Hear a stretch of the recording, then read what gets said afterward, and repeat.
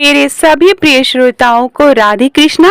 आज कार्तिक पूर्णिमा है। आप सभी को कार्तिक पूर्णिमा, देव दीपावली और गुरु नानक जयंती की बहुत बहुत शुभकामनाएं। स्वागत है। मैं भाविनी मिश्रा आप सभी के सुखी स्वस्थ जीवन की कामना करती हूँ। इस चैनल पर हम सुन रहे हैं कार्तिक मास कथा के सभी अध्याय। आज हम श्रवण करेंगे कार्तिक मास कथा का अध्याय 30। तो चलिए प्रेम से बोलेंगे ओम नमो भगवते वासुदेवाय और कथा प्रारंभ करेंगे। कार्तिक मास की कथा करती भव से पार, 30वां अध्याय लिखूं। हुई हरि कृपा अपार। भगवान श्री कृष्ण सत्यभामा से बोले, हे प्रिय, नारद जी के वचन सुनकर महाराजा पृथु बहुत आश्चर्यचकित हुए। अंत में उन्होंने नारद जी का पूजन करने को उनको विदा किया। इसलिए माघ, कार्तिक, एकादशी यह 3 व्रत मुझे अत्यधिक प्रिय हैं। वनस्पतियों में तुलसी, महीनों में कार्तिक, तिथियों में एकादशी और क्षेत्रों में प्रयाग मुझे बहुत प्रिय है। जो मनुष्य इंद्रियों पर विजय प्राप्त करके इनका सेवन करता है वह मुझे यज्ञ करने वाले मनुष्य से भी अधिक प्रिय है। जो मनुष्य विधि पूर्वक इनकी सेवा करते हैं, मेरी कृपा से उन्हें समस्त पापों से छुटकारा मिल जाता है।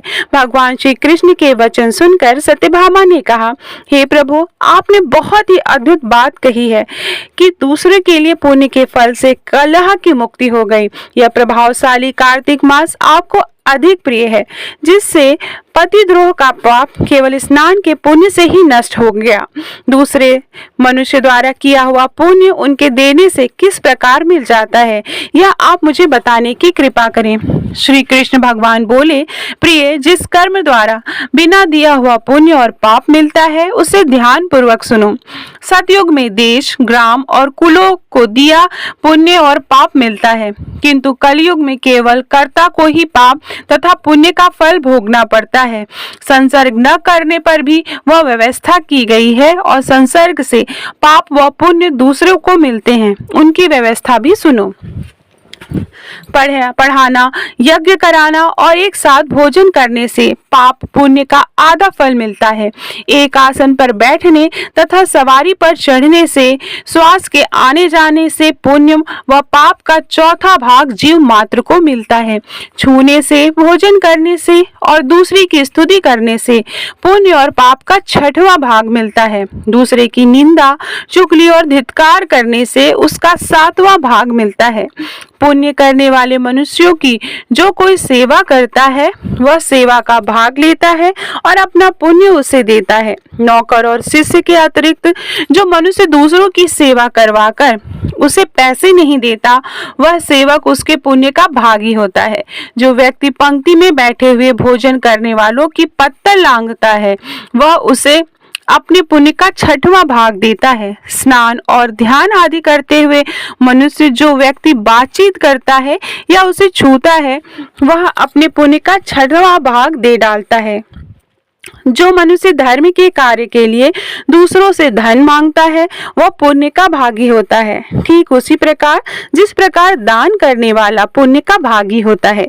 जो मनुष्य धर्म का उपदेश करता है और उसके बाद सुनने वाले से याचना करता है, वह अपने पुण्य का 6वां भाग उसे देता है। जो मनुष्य दूसरों का धन चुराकर उसे धर्म करता है, वह चोरी का फल भोगता है और शीघ्र ही निर्धन हो जाता है।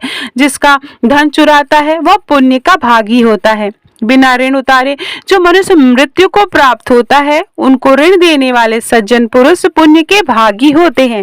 शिक्षा देने वाला, सलाह देने वाला, सामग्री को जुटाने वाला तथा प्रेरणा देने वाला, यह पाप और पुण्य के 6ठे भाग को प्राप्त करते हैं। राजा प्रजा के पाप पुण्य के साष्टांग को भोगी होता है। गुरु शिष्यों का, पति पत्नी का, पिता पुत्र का, स्त्री पति के लिए पुण्य का 6ठा भाग पाती है।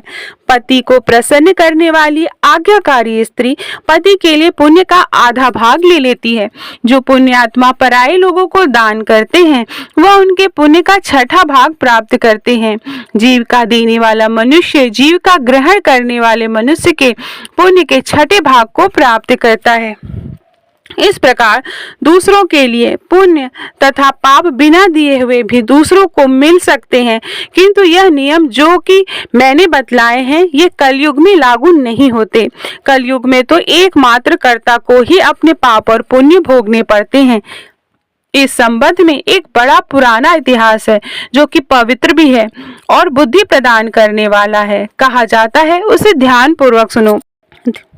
यह इतिहास 31वें अध्याय में हम बताएंगे।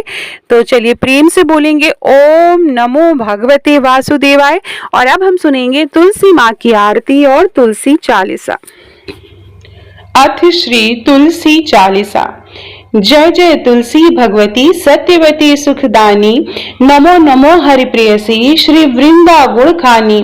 जय नंदिनी जय पूजिता विश्व पावनी देवी, जयति पुष्य सारा सुरभि हरि जीवनी सुर सेवी। श्री हरि शीस विराजिनी देहु अमर वर अम्बे, जनहित दे वृंदावनी अब जन करहु विलंब। धन्य धन्य श्री तुलसी माता, महिमा अगम सदा श्रुति गाता। हरि के प्राणुल से तुम प्यारी, हरि हेतु कीन्हो तप भारी।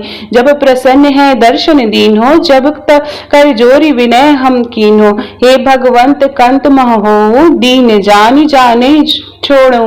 सुनी लक्ष्मी तुलसी की बानी, दीन्हो श्राप क्रोध उर आनी। अस आयोग वर मांगन हारी, होई है विपट तुम जड़ तनुधारी। सुनि तुलसी हूँ श्रेयो तेहि ठामा, करो वास तनु नीचन धामा। दियो वचन हरि तब तत्काला, सुनहु समुख जनि हो विहाला। समय पारी है हो पति तोरा, पूजो आस वचन सत मोरा। तब गोकुल मह गोप सुदामा, तासु भाई भई तुलसी तू वामा। कृष्ण रास लीला के माही, राधे चाक्यो प्रेम लखिनाही। दियो श्राप तुलसी तत्काला, नर लोकहि तुम जन्महु बाला। भयो गोप वह दानव राजा, शंख चूड़ नामक सिर ताजा। तुलसी भई तासु की नारी, परम सती गुण रूप अगारी। अस है कल्प बीत जब गए हूँ, कल्प तृतीय जन्म तब भय हूँ। वृंदा नाम भयो तुलसी को, असुर जलंधर नाम पति को। करि अति द्वंद अतुल बल धामा, लीना शंकर से संग्रामा। जब निज सैन्य सहित शिवहारे, मरहि न तब हरहि पुकारे। पतिव्रता वृंदा थी नारी, को न सके पति संहारी। जब जलंधर ही भेष बनाई, वृंदा डिंग हरि पहचो जाय। शिव हित लही करी कपट प्रसंगा, कियो सतित्व धर्म तेहि भंगा। भयो जलंधर कर संहारा, सुनि वृंदा उर शोक अपारा। तिहि छड़ दियो कपट हरि टारी, लखि वृंदा दुख गिरा उचारी। जलंधर ही जस हथ्यो अभीता, सोई रावण है हरहि सीता। अस प्रस्तर सम हृदय तुम्हारा, धर्म खंडी मम पतहि संहारा। यही कारण लही श्राप हमारा, होए तनु पाषाण तुम्हारा। सुनि हरि तुरत ही वचन उचारे, दियो श्राप तुम बिना विचारे। लाख्यो नन निज करतहि पति को, छलन चहो जब पार्वती को। जड़मणि तहु अस हो जड़ रूपा, जगमहि तुलसी विपट अनुपा। धरो रूप हम शालिक रामा, नदी गंडकी बीच ललामा। जो तुलसी दल हमहि चढ़ाई, सब सुख भोग परम पद पाई। बिन तुलसी हरि जलत शरीरा, अतिशय उठत शीश उर पीरा। जो तुलसी दल हरि शिर धारत, सो सहस्त्र घट अमृत डारत। तुलसी हरि मन राजनी हारी, रोग दोष दुख भंजनिहारी। प्रेम सहित हरि भजन निरंतर, तुलसी राधा में नहीं अंतर। व्यंजन हो 56 प्रकारा, बिन तुलसी दल हरे न प्यारा। सकल तीर्थ तुलसी तरु छारी, लहत मुक्ति जन संशय नाही। कवि सुंदर इक हरि गुण गावत, तुलसी निकट सहस गुण पावत। बसत निकट दुर्वासा धामा, जो प्रयागते पूर्व ललामा। पाठ करें जो नित नर नारी, होई है सुखी भाष्य ही त्रिपुरारी। तुलसी चालीसा पढ़े, तुलसी तक गृहधारी, दीप दान करि पुत्र फल, पावहि बांध्यो नारी। सकल दुख दारिद्र हरि, हरि है परम प्रसन्न, अतिशय धन जन लाहसी गृह, बसहि पुरा अन्न। तहि लहि अधिमत फल जगत महे, लहि पूर्ण सब काम, जय दल अर्पहि तुलसी, तह सहस बसहि हरिधाम। तुलसी महिमा नाम लख, हलसी सुत सुख राम, मानस चालीसा रच्यो, जगमह तुलसी धाम। इति से तुलसी चालीसा समाप्तम। तो प्रेम से बोलिए तुलसी मैया की जय। अब तुलसी माता की हम आरती पढ़ेंगे। आरती वृंदा तुलसी की, प्राण की प्यारी प्रभु जी की, कंचन थार कपूर की बाती, करत प्रकाश हृदय दिन राति, देखी लक्ष्मी हूँ दौड़ी आती, नित नव होती आरती घी की, जो उन्नति नित चहे सुमति मति, तुलसी ही भजहि कहीं कमलापति। आरती वृंदा तुलसी की, प्राण की प्यारी प्रभु जी की, तुलसी दल बिनु जिन्हि लगे अति, मैं और मिठाइयों फीकी, हे भगवती सती भय भंजनी, तुलसी पाप ताप मद गंजनी।